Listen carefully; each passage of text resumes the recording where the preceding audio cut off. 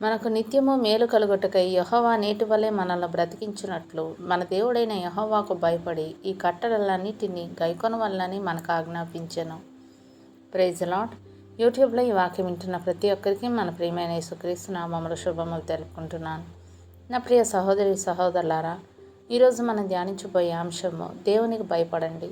ఈ అంశం కొద్దిసేపు ధ్యానించమని దేవుడు నన్ను ప్రేరేపించారు. అయితే వాక్యం మీ దాకా చేరిందంటే దేవుడు మీరు ఈ వాక్యం వినాలని కోరుకుంటున్నాడు కనుక ఎక్కడ స్కిప్ చేయకుండా పూర్తిగా వినండి.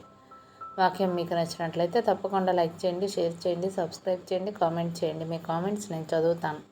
అందరం కలిసి దేవుని రాజ్య వ్యాప్తి కోసం కష్టపడదాం. సమస్త మహిమ దేవునికి కలుగును గాక. ఆమేన్. ఇక వాక్యంలోకి వెళ్ళిపోదాం.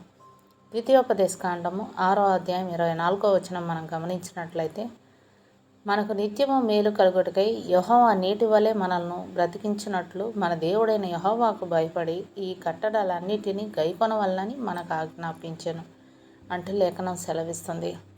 దేవునికి భయపడడం అంటే ఏ దయ్యాన్నో భూతాన్నో చూసి భయపడినట్లు కాదు. దేవుని యొక్క శక్తిని, బలాన్ని, గొప్పతనాన్ని చూసి గౌరవించడం, విలువివ్వడం. అన్ని విషయాల్లో మనకంటే గొప్ప వ్యక్తి అంటే బాగా చదువుకున్న, డబ్బున్న, గొప్ప హోదాలో ఉన్న వ్యక్తి మనం ఎంతో గౌరవిస్తాం, వాళ్ళకి భయపడతాం కూడా. మరి అలాంటి వారిని సృష్టించిన దేవుడు ఇంకెంత గొప్పవాడో కదా.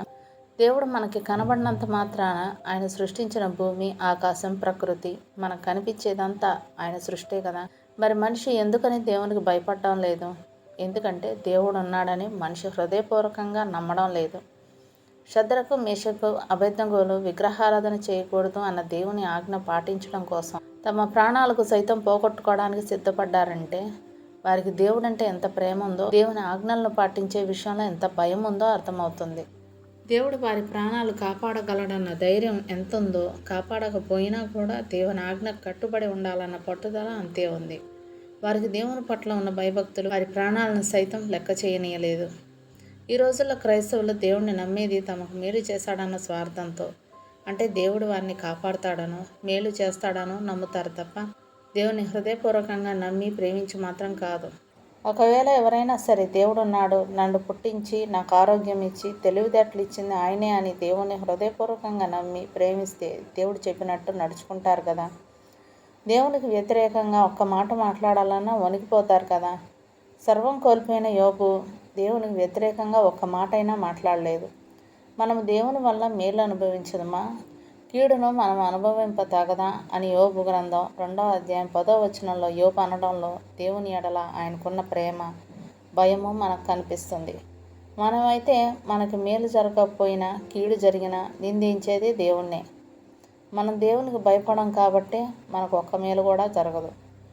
ద్వితీయోపదేశకాండం 28వ అధ్యాయం 58 నుంచి 68 వచనాలు చూసినట్లయితే, నీవు జాగ్రత్త పడి ఈ గ్రంథంలో రాయబడిన ఈ ధర్మశాస్త్ర వాక్యములన్నిటిని అనుసరించి గైకొనుచు నీ దేవుడైన యెహోవా ఆ మహిమగల భీకరమైన నామమునకు భయపడని ఎడల అని దేవునికి భయపడకపోతే మనకు జరిగే కీడులను గురించి రాయబడి ఉంది.